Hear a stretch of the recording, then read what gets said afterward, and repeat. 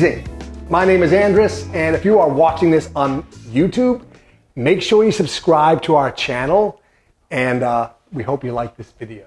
And we're gonna do ciabatta bread, and we have a secret recipe we're gonna add to this recipe. It's basically our 72-hour dough recipe, mastering dough, long fermented dough, however you look at it, but we're gonna make it a little bit even easier today by eliminating a major step, but it's really helpful and you won't sacrifice any flavor at all. So we're gonna get right into making and mixing our dough. We're gonna take our 4 basic ingredients: flour, salt, water, and yeast. And I'm gonna tell you, we've made a smaller version of this. It's 250 grams of flour, bread flour. Any flour will do, but we like a higher gluten flour. So bread, we have 175 grams of water. This is filtered water.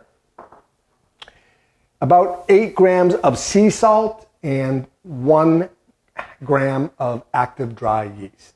Those are our ingredients. And what we like to do is we separate them all because we don't want to just combine everything together. We don't want that yeast and salt hitting each other directly because it could result in slowing that yeast down. So yeast, I could dissolve it in water. I'm going to put it in my flour and just whisk it around. This is my salt. Okay? And next what I'm going to do is take my active dry yeast and dump it in. And again, just whisk it around. Super easy, super fun. And now what I'm going to do is take my filtered water, change this out, pour it in. And I'm going to take my spatula and just kind of mix the flour and the water together just to hydrate the flour. And what I like to do is just knead it a little bit because otherwise I'll have some dry clumps inside of it. So I'll take it out of the bowl. Again, this is the simple recipe today, guys. Really easy. And I'm going to take my bench scraper and just kind of lightly kind of press into it. And this is just taking all the dry clumps out. If this is my first time doing this, I might use a timer for maybe 2 minutes, 2 or 3 minutes. Really light, that's all. Pressing. You can see it's starting to form one big mass of dough. And we call this the bulk of the dough, right? All right, and so after about 2 minutes, this dough is starting to get really sticky. It's hydrated pretty well. Everything's room temperature, by the way. My temperature in here is about 70 degrees, so just be mindful of what temperature you're using. Obviously, it's not summer right now, so it's not 90 degrees in here. But my dough goes back into this container. If I have a lid, I'm going to put a lid on it. If I don't, saran wrap or plastic wrap something to keep it airtight. Because this is going to be a 24-hour dough. And it can be longer, but 24 hours. And what I mean by that is I take it 24 hours at room temp, and then after room temperature, I'm going to take the same dough and put it into the refrigerator overnight for another 12 hours. Roughly, approximately 24 hours. What we'll have is a nice relaxed dough. The glutens will be chill a little bit, and we'll have this nice, what we call yoga dough, right? So,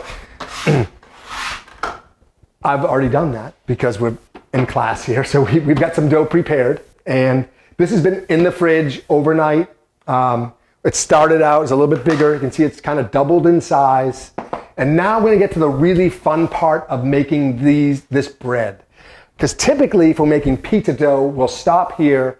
We'll make our dough balls, which is not a complicated process, but it's a step. We're going to bypass that step right now for this bread because it's not necessary.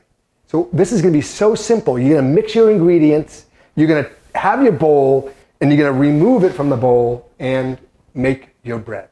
Watch how simple this is. I like to use parchment paper. And by the way, my oven's been preheating for 1 hour at 475, 450 with my baking steel on my top rack. Up top, I actually got 2. I've got one on the bottom rack too. And if you don't have a baking steel, get one.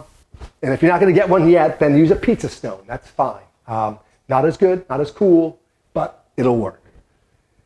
Preheat that. Now I take my dough out, and this is going to be so fast. I can literally go from cold, okay? I'm going to cut out, and you can portion this out if you'd like. I'm going to basically cut the size that I want, which is approximately, call it 200 grams, right? Let's see how close I got. That's 270 grams, close enough, okay? This is going to be my ciabatta bread. I literally just took it out of the bowl, if you can see, and it's got this shape. I'm going to flour up my parchment paper, just like this. Put this bread down on the paper, and that's it. It's kind of like very rustic artisan loaves that we did a couple of weeks ago. That's it. It's cold still. I might cover it with a little bit of flour and semolina flour. And next what I'm going to do, here's the secret recipe. I'm going to also take another piece of dough out, since I'm doing this. Again, not going to ball it up or anything first. I'm just going to remove it from the bowl. And now I'm going to shape it, right? If I want to use a rolling pin, I could. I'm going to use my hands and just kind of lightly stretch it out. It's a little sticky. Maybe a little less, a little more flour down. Right? And I like parchment because I can make a mess and it's not going to mess up my steel or my stone, what's in my oven.